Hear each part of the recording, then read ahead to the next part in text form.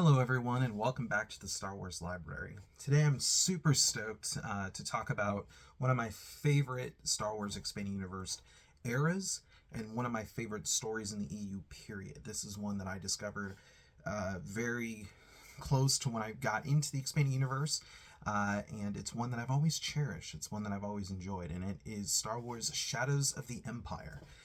This is a big deal for Lucasfilm and Lucas Publishing and all that stuff in the 1990s. We're in 1996 currently in our chronology here. And what's really cool about this is that the idea for Shadows started as just a story of what happens between Empire Strikes Back and Return of the Jedi.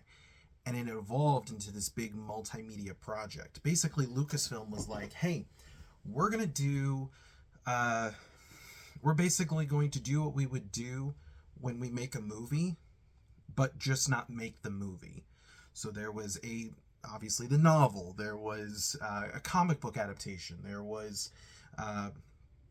video game, action figures, like there's so many different things. And I kind of wanted to dive into a lot of it today. Obviously, of course, we have the novel. This is the main thing about it, and this is obviously kind of, going to be the focal point of our show today. But it is the main thing here. This is a novel by Steve Perry, and we'll get into the story here in a bit. But this is the actual novel that Bantam put out from it. But like I said, there was also a comic book adaptation. What was really cool about Shadows is that there were different elements to get the full story. Like, the novel was the main story, so if this is all you read, you'd be okay. But if you want to learn about other characters and what was going on during that, you have to go into the other pieces.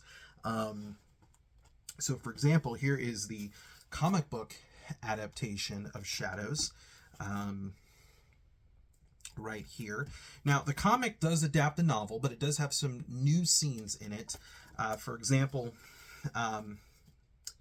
this one actually begins right after the end of Empire Strikes Back. So Luke and Leia are still on the medical frigate when this starts, and then you see Darth Vader talking with the Emperor about his failure to get Luke at Bespin. The novel is loosely adapted, I will say, in these comics. But the main reason you get them is obviously new scenes, but this primarily focuses on Boba Fett and his journey into trying to deliver Han Solo to Jabba the Hutt. So you get a lot of new scenes in here. Yes, there are scenes from the novel, but again, primarily you're getting this to see Boba Fett's perspective. So it is considered EU by me, I guess, because you're getting Boba Fett, in his story. It's kind of like the Force Unleashed comic book. The first one, and we'll get to that, God only knows when, but the first one was more of an adaptation. The second one, ironically, also focuses more so on Boba Fett's perspective during the story. The other thing that I did forget to mention is that aside from the actual novel, there was a junior novelization that is out there. So as they did for a lot of the movies, they kind of toned it down and made it for obviously younger readers. And so it's a nice piece if you don't want to do the full-on novel and you just kind of want to get the gist of the story. Junior novel might be a good idea. Of course, there was a video game on the N64, and it's also been released. It came out, I think, on PC a year later, and it's on Steam now, which I have, so you can get that. I still have my N64 version as well. So many good memories with that game. So the game was really fun, too, on N64. Of course, I have that sucker here. The original one for our system. So very, very fun. This is just a game secrets book that I have. It shows all the challenge points and maps and everything like that. But yeah, the video game, probably when a lot of them, I guess more of the people who aren't into the EU probably remember Shadows of the Empire 4 as the game, which is interesting because this one, you get the perspective of Dash Rendar, who is a new original Expanding Universe character. Some people call him the poor man's Han Solo. there are moments when I can maybe agree with that, but obviously the EU would go on and flesh out more of Dash. So he didn't stay just a normal, isolated character in here. The other thing is they did a massive behind-the-scenes book called The Secrets of Shadows of the Empire. Talked about this in our guides video. This goes into everything. I mean, it talks about the creation of the characters, the novel, the video game, the toys. Like there's a Prince Shizor, an Outrider toy.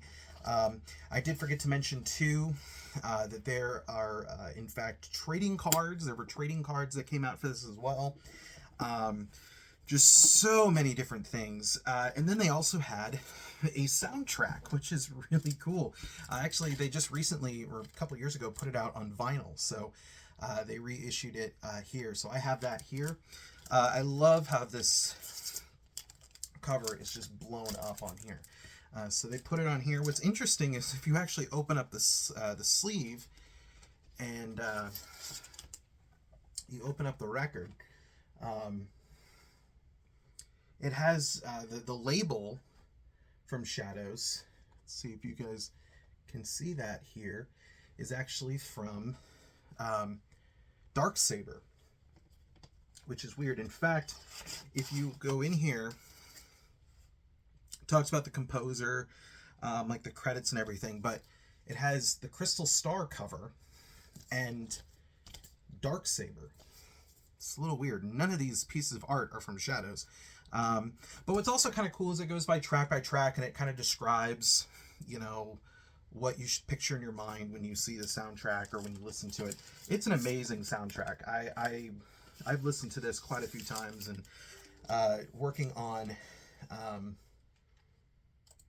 my master's degree, I've done this, or I've listened to this a couple times because it's a nice soundtrack to work to. So, like I said, that's kind of the main thing I wanted to touch on with Shadows, is, at least with the tie-in stuff, is just to kind of explain a little bit and show you, just again, all the different types of things that were out there for Shadows. It really was an amazing thing to see all this stuff, and to see them all go. So, hats off to Lucasfilm from all that. So let's actually go and talk about why we're here, right? Star Wars Library, we're going to talk about the novel. So the novel is obviously right after Empire Strikes Back, before Return of the Jedi, and you see a lot of Luke kind of dealing with and processing Vader's revelation to him. You see Leia and her, again, also trying to process what happened to Han, and you know, her yearning to get him back. You get to see Luke building his new lightsaber, and that whole storyline there, which is interesting.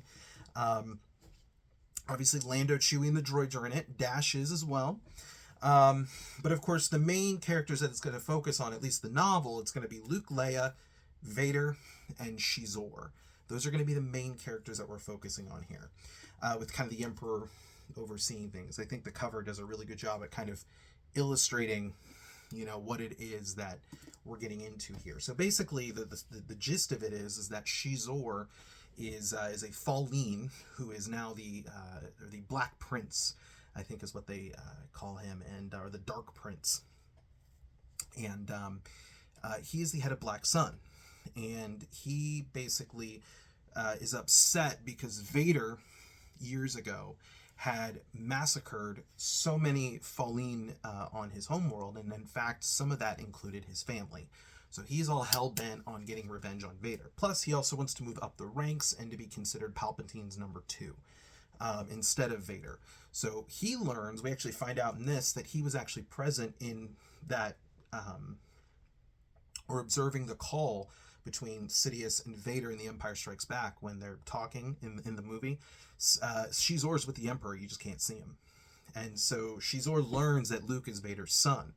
And he is like, okay, here's what I'm going to do. Vader clearly wants Luke alive. So what I'm going to do is I'm going to order these bounty hunters. I'm going to say that the order was changed. You want Luke dead. So Vader is going to be ticked because his son's dead. Then he's also going to lose favor with the Emperor because the Emperor wants Luke, and then I can move up and be, you know, this big thing. So that's kind of Shizor's plan here. So you got the Empire trying to get Luke alive, or Vader, and then you got Black Sun and Shizor trying to get Luke dead. So it's all that going on. Lando, basically on Tatooine, informs Luke and Leia and Chewie and the droids that Boba Fett has been found. You see this kind of start in the comic book series. You see this fight, but Boba Fett has been in a fight with IG-88, and his ship is damaged, so he doesn't want to go into Tatooine with, potential, being vulnerable to people coming in and stealing his prize. So he goes off, and he is hiding on the Imperial moon of Gal. And so in the video game, you see where Dash Rendar scouts out the location of Boba Fett. And then now that he knows, he goes back to Lando, says, okay, I have it. And so the Luke and Rogue Squadron are leading the fight in space. Dash is leading Leia and company to Boba Fett. Dash leaves because he's like, psh, I'm not paid to fight. I've found where he is. I've told you where he is. That's what you paid me for. I'm out. So he leaves. And then while Boba Fett is escaping, which obviously he does, because Return of the Jedi has to happen, there is one of Rogue Squadron's R2 units basically takes control of an X-Wing and basically tries to kill Luke. So Leia thinks is like, okay, what's going on here? Everyone's like, well, it's the Empire. And Luke's like, no, they want me alive. And so Leia sends Dash to go with Luke, and basically watch over him and protect him without him knowing that he's there. Luke will build his new lightsaber and will end up having to use it fairly quickly to defend against a swoop gang of Shizors. And Dash comes in and helps. There's so many things that we see here too of Leia and Chewie disguising as bounty hunters. That's where Leia gets the Boosh outfit, and we'll use that to infiltrate Jabba the Hutt's palace in Jedi. She uses that to get some information.